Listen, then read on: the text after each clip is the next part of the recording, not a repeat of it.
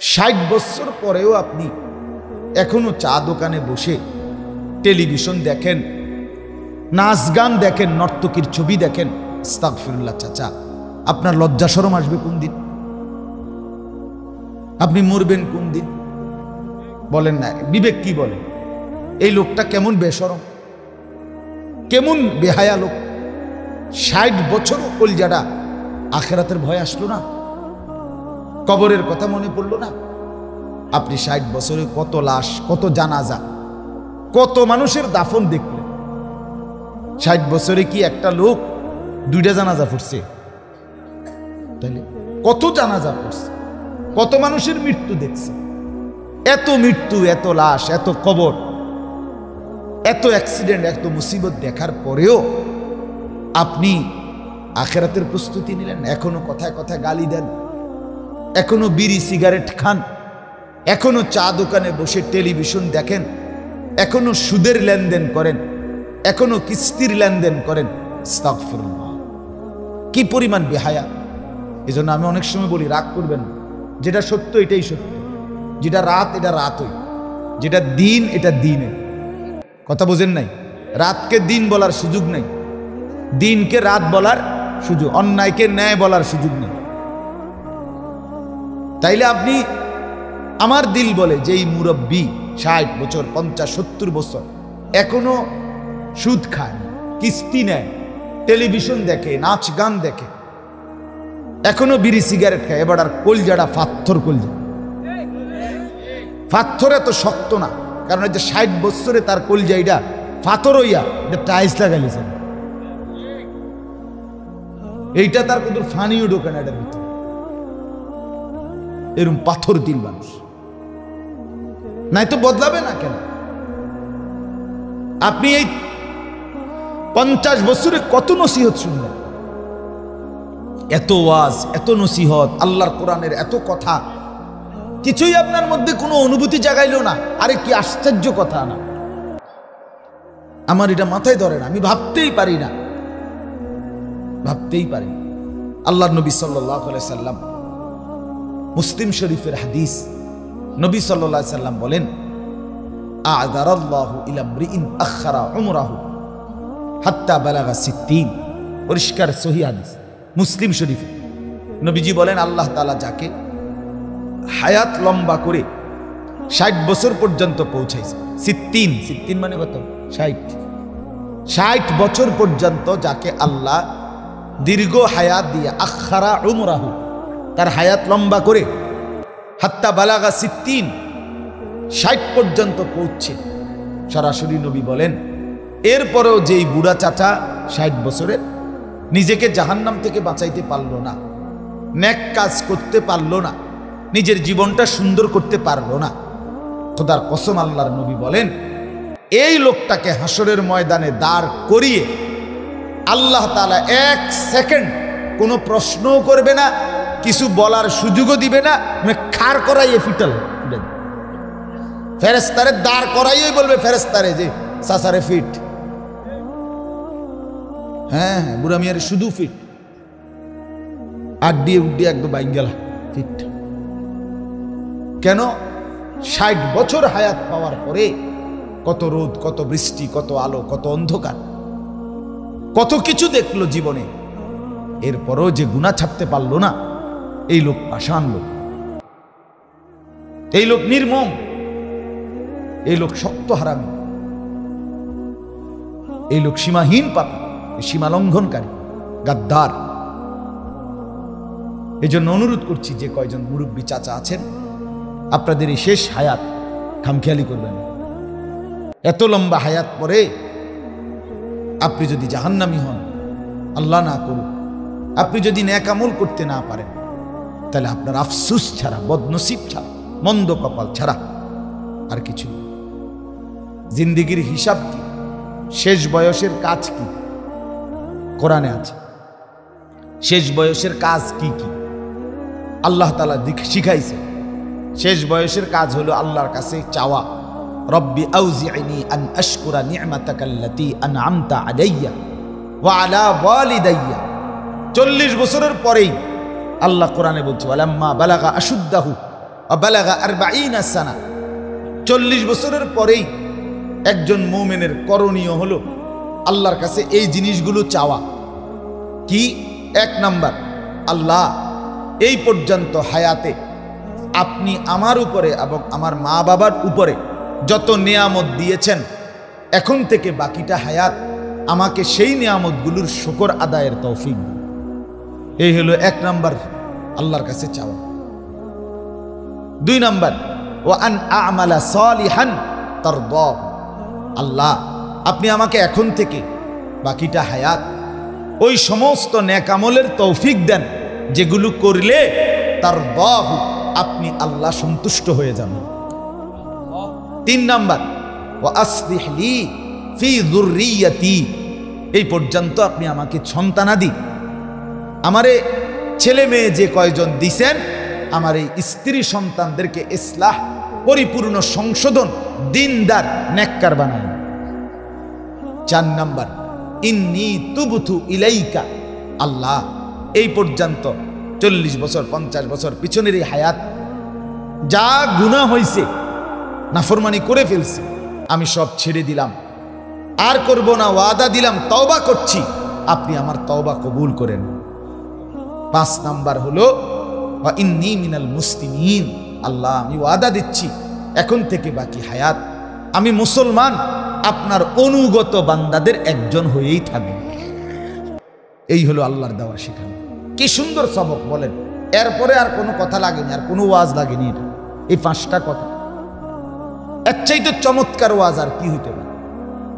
আল্লাহ উপদেশ দিছে, একজন বয়স্ক লোক 40 বছরের পরেই তার করণীয় আল্লাহর শুকর আদায় করা, নেক আমল করতে থাকা, সন্তানাদির দিন ইমানের জন্য চেষ্টা করা, গুনাহ থেকে তাওবা করা, নিজেকে মুসলমান আল্লাহর অনুগত হিসেবে বাঁচিয়ে রাখা।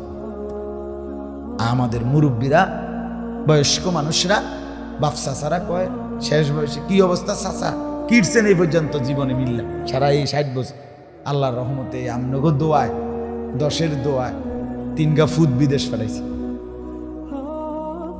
হুজুর আল্লাহর রহমতে 10 জনের দোয়ায় 60টা মাইয়া বিয়ে দিছে। এই লো হেবটার অর্জন, মানে ওনার 60 বছরের খোলাসা। একখান ঘর করছি, 4টা রুম, ভিতরে 2টা বাথরুম, এই ঘর করছি। ওই শহরে মেইন রোডের লগে কিন্তু জায়গা কিনছি, ব্যাংকে আল্লাহর রহমতে 2-4-5 লাখ টাকা জমাইছি। 1 সেট সোফা বানাইছি, 2টা আলমারি বানাইছি, 3টা খাট বানাইছি, 2 ডজন কাছের প্লেট কিনছি, নুনের বাড়ি কিনছি 4টা, 4 কাপ কিনছি 1 ডজন। কাহিনী কয় হেবটা, মানে ইচ্ছা কয় হেবটা এডি করছে। আমনে চাচা এই দিনই আপনি হিসাব দিলেন, আপনার এই 60 বছর লাগাইয়া 70 বছরে বুঝি খাট, পালং, সোফা, ফার্নিচার, দালান, বিল্ডিং, ইট, বালু, সিমেন্ট, ফাঙ্গাস, তেলাপিয়া, এই দৈন্যতা, কাঁচামরিচ, এটি নিয়ে হিসাব বলেন একজন মুসলমান? এই হিসাব হাসি না, আপনি বলেন না ইনসাফ।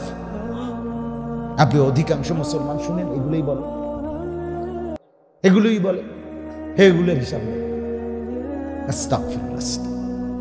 এটা তো মূল বিষয়। মূল বিষয় হলো 3টা ছেলে যে আপনার, 3 জন নামাজ পড়ে, তো এটা কর। 3 জনে কোরআন শরীফ পড়তে পারেনি, এটা কর। আপনার যে 4টা মেয়ে, 4 জন পর্দা করে, তো এটা বলে। আপনার 4টা মেয়ে যেখানে বিয়ে দিছেন, ওই বাড়ির মধ্যে পর্দা পশিদা করে, টেলিভিশন, নাচ গান, নর্তকীর ছবি, জিনা, ব্যভিচারের দৃশ্য, এগুলো দেখে না, এটা বলে।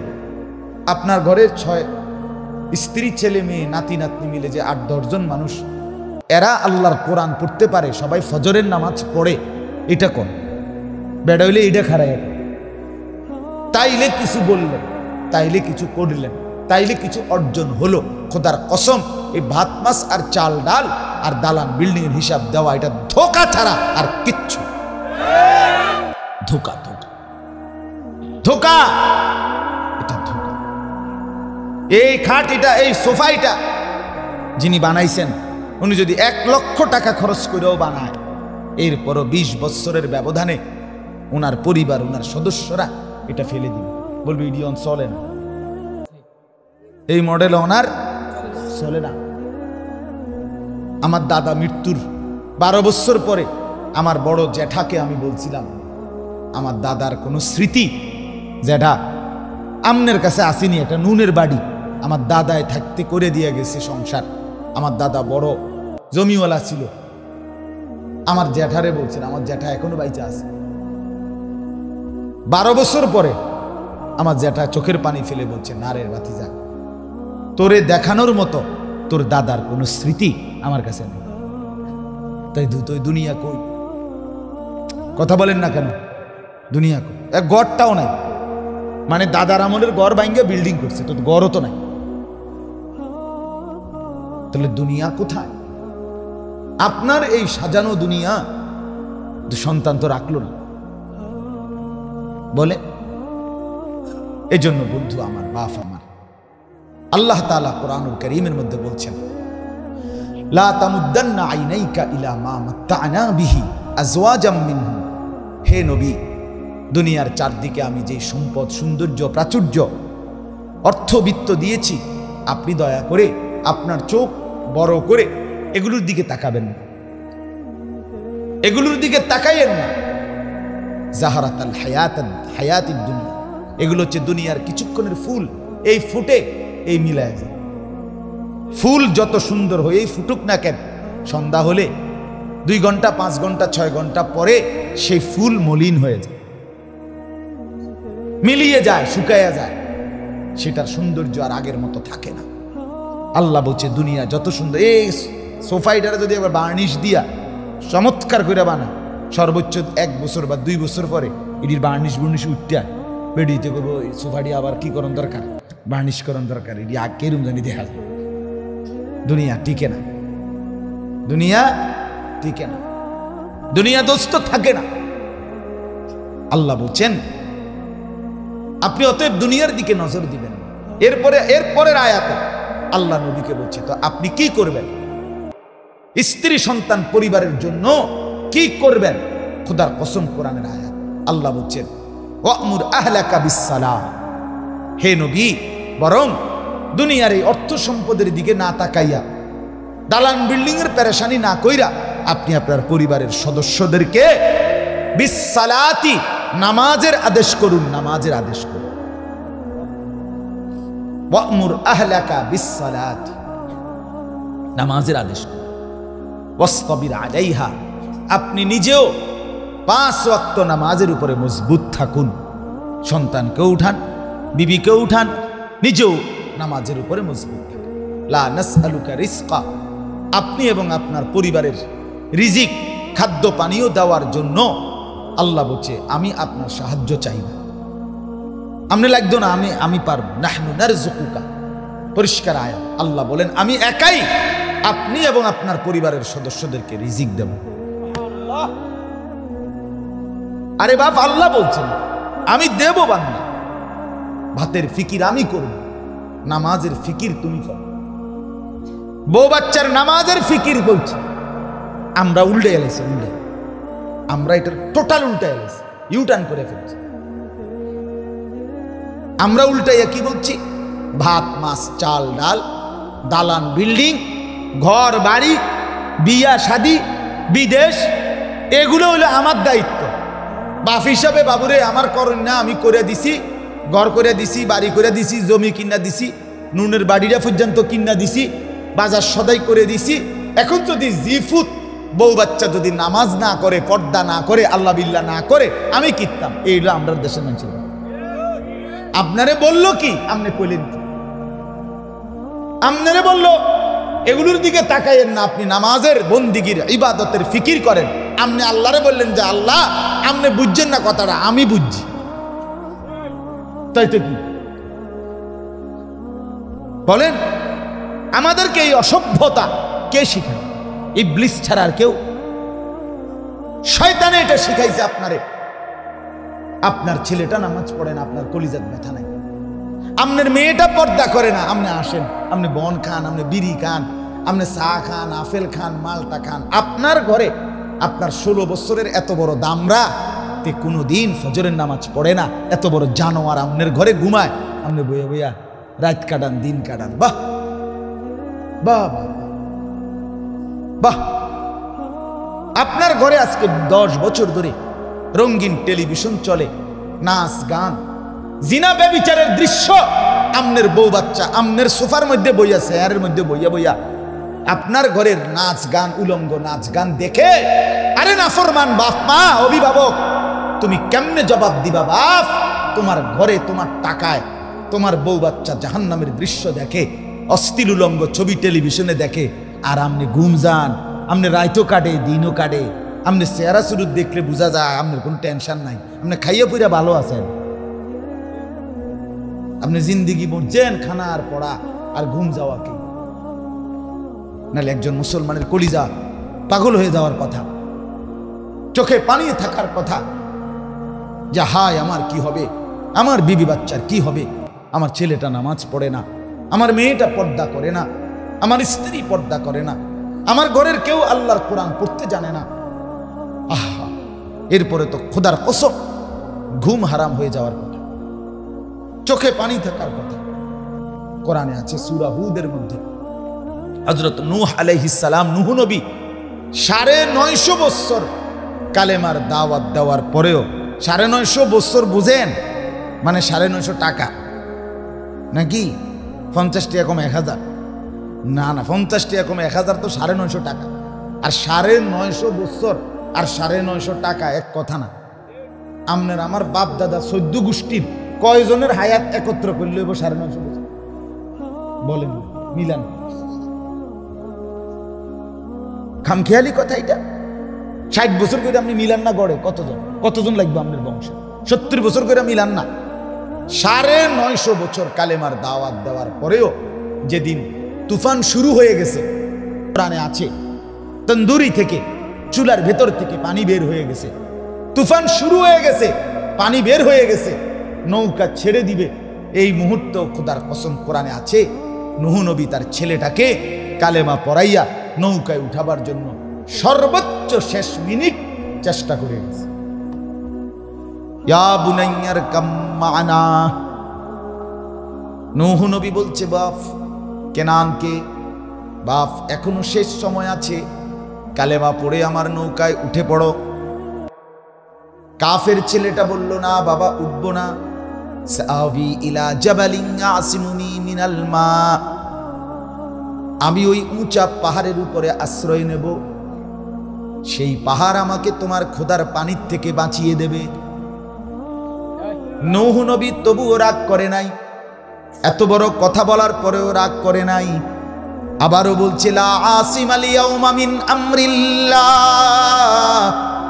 নূহ নবী বললেন বাপ আল্লাহর কসম বাপ, আমার আল্লাহর শাস্তি থেকে আজকে কেউ বাঁচাইতে পারবে না। পাহাড়ও না, নদীও না, বাড়িও না, বিল্ডিংও না, হিমালয় পর্বতও না, লা আসিমাল ইয়াউমা মিন আমরিল্লাহ, আল্লাহর আযাব থেকে কেউ বাঁচাইতে পারবে না। তুই মরে যাবি বাপ, তুই তুফানে ডুবে যাবি, ফিরে আয়, কালেমা পড় বাপ। তাফসীরের মধ্যে আছে নূহ নবী এভাবে ছেলেকে টানতেছে, বাপ আয় না, ঈমান আন। ছেলের হাত ছিঁড়ে যায়, ছুটে যাচ্ছে, না বাবা আসবো না, কালেমা পড়বো না। আল্লাহ বলে এই বাপ ফুতের এই টানাটানি করতেছে, এই অবস্থায় ওয়াহালা বাইনাহুমাল মাউজ, একটা ঢেউ আইসা বাপ আর ফুতকে একটা ধাক্কা মারছে, ফাকানা মিনাল মুগরাকিন, জীবনের তরে ছেলেটা ছুটে গিয়ে পানিতে ডুবে গেছে। কিন্তু শেষ মিনিট পর্যন্ত চেষ্টা করছে কিনা? কথা বলেন না কেন? কিসের চেষ্টা করছে? ঈমানের চেষ্টা, আল্লাহর দিকে ফেরানোর চেষ্টা করছে। আমি শেষ বয়স বাবুরে, আমি বেশিতে বেশি সাদওয়ানের বেশি কোনো দিকে যাইতে পারি না, যে দুঃশল্যে কুলায় সাদওয়ানে বইয়া তাই বন বিড়ি খাই, জি ফুট নামাজ পড়লে পড়ুক, না পড়লে না পড়ুক, বাদ দেন, হ্যাঁ ওটা শৈল্যে দেন, ওটা সাদওয়ান ছাড়া অন্য কোনো দিকে যায় শৈল্যে দেন। রঙের কথা মানে রঙের আলাপ। আবার এই লোকটাই সন্তানের ইবাদতের ফিকির যার নাই, কিন্তু সন্তানের টাকার লোভে এই বলার লেগেই সুদে টাকা নিয়া, কিস্তিতে টাকা নিয়া বিদেশ পাঠানোর জন্য উনিয়ে পাগল। আবার কারণ এলো মূলত লোভী, হারামখোর লোভী হয়, হারামখোর লোভী হয় বেটা। যেই বাপ হারাম টাকা, সুদের টাকা, ঘুষের টাকা, কিস্তির টাকা দিয়া জিফুত মানুষ করে, দালান করে, বিল্ডিং করে, বাজারে ভিট লইয়া দেয়, বিদেশ পাঠায়, তুই বেটা লুবি বেটা, লুবি তুই বেটা, লুবি বেটা তুই, হারাম খোর তুই, লুবি বেটা তুই, তোর অভাব মিটবে না কোনদিন। সুদখোর অভাব যাবে না, কিস্তিখোর অভাব যাবে না বেটা। হারামখোরের তৃপ্তি মিলে না, সুদখোর তৃপ্ত হয় না, বুড়া বয়সও বেজ্জুতি হইয়াই মরে যাবে। হারামখোরের, সুদখোর, কিস্তিখোর, কিস্তি আর সুদ সমান হারাম। এই সমাজের চলমান যে সমস্ত কিস্তি, আপনি এটাই থাকবেন। বিল্ডিং 1 কোটি টাকা না 10 কোটি টাকা দিয়েও যদি বিল্ডিং করে হারাম করে, মানুষে হাঁটতে যাইতে আও হইছে যান সুদের টিয়া দূর ভিজা দিয়ে ফের আমনের টাইলস খুইয়া খুইয়া পড়বে, আমনের কিস্তি খুইয়া খুইয়া পড়বে, সম্মান মিলবে না। সম্মান টাইলসের ভিতরে না। কথা বলেন না কেন? সম্মান টাইলসের মধ্যে। টাইলসে তো মানুষের মুতেও, ফেসাবখানার টাইলসে মানুষের মুতে না, তো টাইলস কি তা? টাইলস কি আসমান থেকে পড়ছে নাকি? এটা একবারে বিরাট কিছু। আল্লাহকে ভুলে গেলেন, আখিরাতকে ভুলে গেলেন, সম্পদের লোভী। টার্গেট এটা, কোনোভাবে হারামের টাকা দিয়ে ফুলাগারে যদি বিদেশ পাঠাই বা কোনো কাম করাই, তাহলে হেতে তো আবার আমার টিয়া দিব, নাহলে বলে না ছেলেটার ভবিষ্যৎ আমি দেখবো না। অসম্ভব কথা। হারাম দিয়ে ভবিষ্যৎ সাজানোর কোনো দরকার নাই। হালালের উপরে ভবিষ্যৎ সাজাইতে পারলে সাজাবেন, নাই তো আল্লাহ তাআলাই আপনাকেও খাওয়াবে, আপনার সন্তানকেও খাওয়াবে। যে বেটার বাপ মরে গেছে জন্মের সময়, এই বাচ্চা সে বড় হয় নাই, সে বিল্ডিং করে নাই, সে বিয়া করে নাই, তার ব্যবসাপাতি হয় নাই, তো হেতে কেমনে বাঁচবে? আমি মরে গেলে, আমি কিছু করে না দিয়া গেলে, সুদে ঘুষে মিল্লা আমার ফুদগুন কেমনে চলবো? আপনি মরে চান না, সুন্দরে চলবো। কথা বলেন না কেন? আপনি মরে দেখেন, আপনি যেদিন মরবেন সেদিনও আপনার জিফুত ভাত খায়। দুনিয়ার ধোকা। সকালবেলা তো কানছে, ঠিক আছে, জানাজাও দিছে, দাফরও করছে, কানছে, চৌকো মুচ্ছে, কিন্তু রাত ঠিকই 9টা-10টার দিকে বইয়া ভাত খায়। ভাত খায়, এ কান দেও ভাতও খায়, খায় না? কথা বলেন না কেন? আরো অন্যান্য আত্মীয় স্বজন কয় দুগা ভাত বাড়াইয়া লো, আরে যেই কান্দাটা কানছ শরীরটা দুর্বল হয়ে যাব, হ্যাঁ লো লো জোর করে যাইতে, আরো ফার্মের মুরকা আরো একটু বলেছে, খাও ভাত খাও। তো তাইলে যেই লোকটা কান্দো সে আবার ভাত খায় কেমনি? বুঝা গেল দুনিয়ার ধোকা, দুনিয়ার ধোকা, দুনিয়ার ধোকা। আখিরাত আসল। এজন্য নিজের আখিরাত সাজাবেন। সন্তানকে হারাম দিয়ে মানুষ করার দরকার নাই। স্ত্রীকে, বিবি বাচ্চাকে হারাম উপার্জন দিয়ে, এটা কোনো সেবা না, এটা কোনো উত্তম কাজ না। আমার আল্লাহ আমাকে হালাল ভাবে যতটুকু দিয়েছেন, অতটুকুর উপরে এই বিবি বাচ্চা নিয়ে সন্তুষ্ট থাকা, এটা তাদেরও জান্নাত, আপনারও জান্নাত। আল্লাহ আমাদেরকে বুঝার তৌফিক দান করেন, আল্লাহ আমাদেরকে কবুল করেন। আমার বাপ, ভাবতে শিখেন, ফেলে দিয়েন না কথা। শুধু তামাশা মনে করবেন না, শুধু ভাববেন না কথার কথা বলছি, এটা মনে করেন। কয় তো ভালো লাগেই তো কয়, বুঝি তো আমরা লাগেই তো কয়, পারি তো না, মানে আমি 1 ঘন্টা কইলাম, এবারে এক কথা শেষ করে দিছে, একের মাড়ি ঢালাই দিয়েছে, রে ফানি চুবাইলিছে, পারি তো না, কয় তো বালাই, বুঝি তো আসলে তো দরকার, কিতা করতাম, পারি না, শেষ। এই সমস্ত বাজে কথা বলার সুযোগ আছে আপনার? আর পারেন না মানে কি পারেন না? আপনি মানুষ না? আল্লাহর হুকুম মানা, কোরআন মানা, দিন মানা আমার আপনার প্রত্যেকের পক্ষে সম্ভব কিনা? সম্ভব। যদি বলেন সম্ভব না, তাহলে আপনি আগে বলেন আপনি ছাগল কিনা। গরু এবং ছাগল তার জন্য সম্ভব না। যদি আপনি মানুষ হন, আল্লাহর কসম আপনার জন্য দিন মানা সহজ, সম্ভব, সম্ভব, সম্ভব। কাজে আপনি আগে ফয়সালা করেন আপনি মানুষ না ছাগল। এই জন্য তো আমি প্রতিদিন বলি, এই ছেলেরা তোমাদেরকে বলি, বাপ তোমরা যারা ফজরের নামাজ পড়ো না, খোদার 365 দিন, একটা বছর কোনো দিন যার কোনোদিন মনে পড়লো না 365 দিনে ফজরের নামাজ পড়া দরকার, কোনোদিন ফজরের নামাজ পড়লো না। আরে আমার কাছে ভাবতে অবাক লাগে, আমি মাঝে মাঝে চিন্তা করি, বেটা একটা বছরে কোনোদিন ফজরের নামাজ পড়লা না, তুই মানুষের বাচ্চা কিনা, আমার এটাই সন্দেহ হয়। বেটা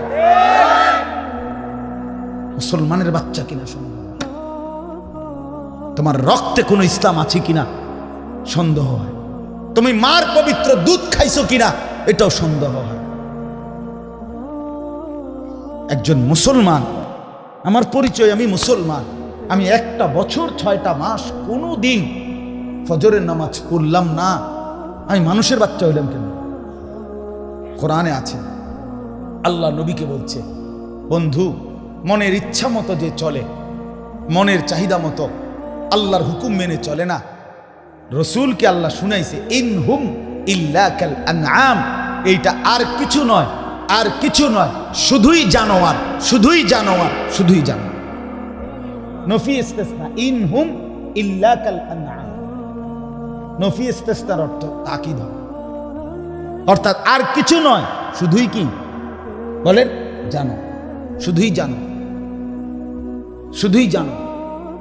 আল্লাহ বলছে পরিচয়, রসুলকে বলছে, আপনাকে শুনাচ্ছি বন্ধু, নবীকে আল্লাহ বলছে, মনের ইচ্ছা মতো যে চলে সে আর কিছু না, শুধুই জানো।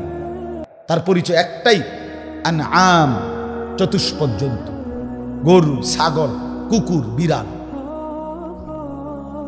চতুষ্পদ জানোয়ার। এটা বাল আদাল্লু সাবিলা, বরং তার চাইতে নিকৃষ্ট পথ অনুসারে, বরং তার চাইতে নিম্ন। কেন?